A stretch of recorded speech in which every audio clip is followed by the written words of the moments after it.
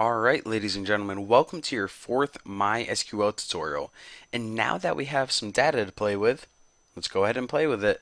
So open up PHPMyAdmin by, of course, clicking the link. And once you do, your PHPMyAdmin tool should open up.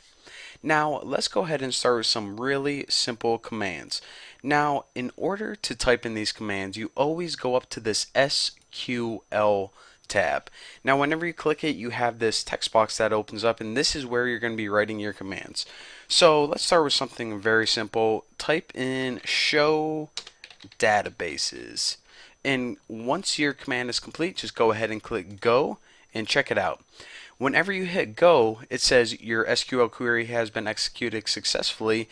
If you have any errors in your queries, then this is going to be red and it's going to say, there's error on line 2 or something.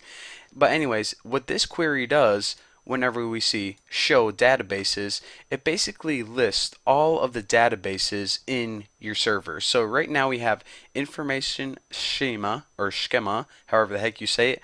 That was already built into MySQL. We didn't make that one. And we also have Danielle_YouTube. So if you're just running this for the first time and you want to see what databases your work or school has, go ahead and run that command. So basically, like I said, that is how you run a simple command. And another thing I want to take note of is that SQL, the language is typed standard in all capital letters. Now, the only thing that's not going to be in capital letters is table names and column names. Those are going to be in lowercase, but all of the language itself, for example, like the keywords, those are going to be typed in all capital letters by standard. Now, if you already are in a database, for example, if you already are in the database Danielle YouTube, and when I say in the database, in order to get in a database, then I mean like if you have the database selected already, then let's go ahead and run some simple commands from here. So let's go ahead and select our Danielle_YouTube and hop over to this SQL tab.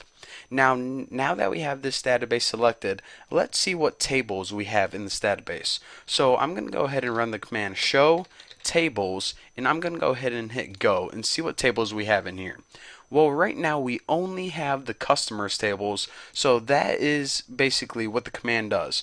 Whenever you hit show tables, it basically returns a list of tables for the currently selected database, which was in this case Danielle_YouTube.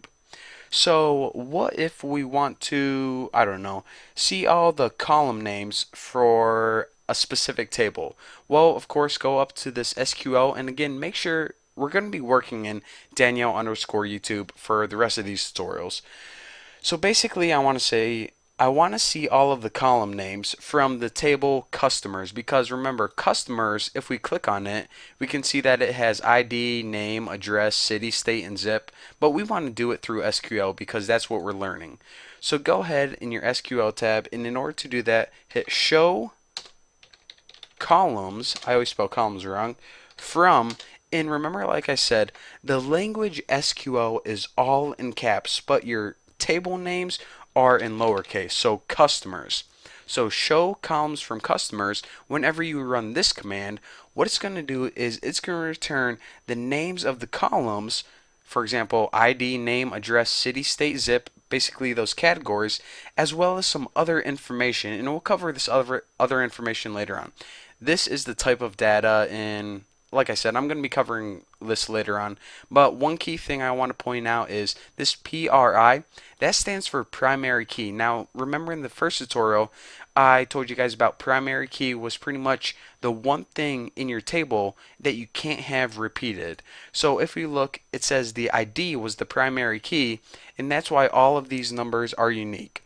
But anyways, let's go ahead and learn a few more commands. So as you can see already probably that SQL, it isn't, a weird computer programming language that you're going to need an interpreter for. It's made up of these keywords that are pretty much written in plain English, very easy to understand. Now, one of the most common commands that we're going to be working with is the select command, SELECT. Now, what this command does is pretty much select the information or data that you want. So let me go ahead and hop over to this customers table real quick. You see that this customers table has a bunch of information on it. ID numbers, names, addresses, city, states, zip. So let's go ahead and select one of these columns. So of course SQL, and I'm going to go ahead and select, what can I select? City from customers. Now I'm going to go ahead and run this and then I'm going to talk about it. So go ahead and hit go, and as you can see from our customers table it returns all of the cities. So anytime you ran a query, you can either look at that query right here, or if you want to see it exactly like you typed it, hit show query box and that's going to go ahead and show your query. But for the purposes of this tutorial, or excuse me, for the purposes of this query, I'm just going to go ahead and read right from here. So what the select statement does is it pretty much selects what information do you want, and you type this right after select.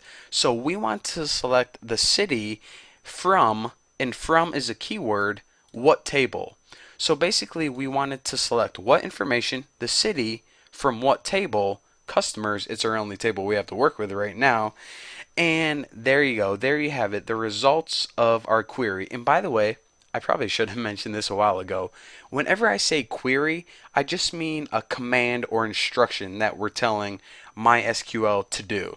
So that's what query means. I know I said it for like the last 5 minutes. I didn't explain. But it's pretty much an instruction. What we've been typing in are all queries.